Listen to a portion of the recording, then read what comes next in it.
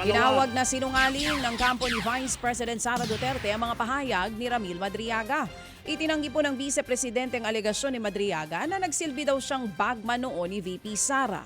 Itong tugon ng Vice sa laman po ng counter affidavit ni Madriaga sa kasong perjury na isinampa po ng Vice Presidente. Ayon sa legal team ng Vice, lalo lamang idiniin ni Madriaga ang kanyang sarili sa kaso dahil nga sa pagsisinungaling. Sa katunayan, pinag-aaralan na raw nila ang pagsasampa ng isa pang perjury case laban sa mga pahayag ni Madriaga sa pagdinig ng House Justice Committee. Sa iba pang balita, malaking bagay naman daw para kay dating Senator Antonio Trillanes IV ang pagpapawalang bisa ng korte sa pagsibak noon sa dating Pangulong Duterte kay dating Overall Deputy Ombudsman Melchor Carandang.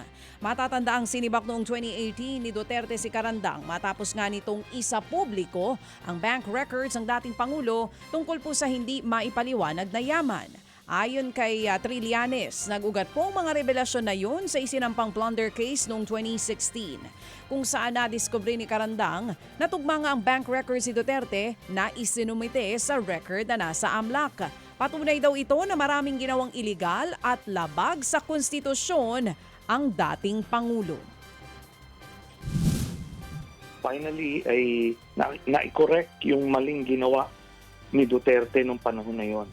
Pero ngayon nakikita ng mga kababayan natin na ang daming mga illegal, unconstitutional na pinagagawa ni Duterte.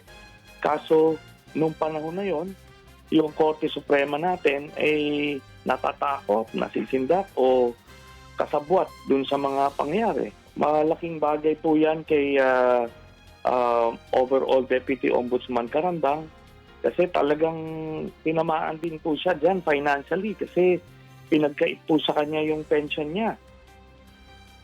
Yan nga po ang tining ni dating Senator Antonio Trillanes IV. Pag-aaralan naman daw ng PHIVOLCS kung kailan o kailangan nga bang itaas sa Alert Level 4 ang Bulkang Mayon matapos po ang pag-aalboruto nito noong Sabado. Ayon kay Albay PDRRMO Head Oscar Robert Cristobal, nakikipag-ugnayan na sila sa ahensya kaugnay po sa development sa bulkan. Sa ngayon, mahirap daw masabi kung ano ang susunod na aktibidades ng bulkan na nasa Alert Level 3 hanggang sa ngayon. Una nang sinabi ng PHIVOLCS na hindi naman pumutok ang mayon itong weekend dahil may gumuho lamang na bahagi sa tuktok nito na nagdulot nga ng uson at makapal na ashfall. Base po sa pakikipag-ugnayan natin sa PHIVOLCS, ang sabi po nila, pag-aaralan nila sapagkat kung sa seismic amplitude count, yung nakaraang mga buwan, nasa around 2K lang siya.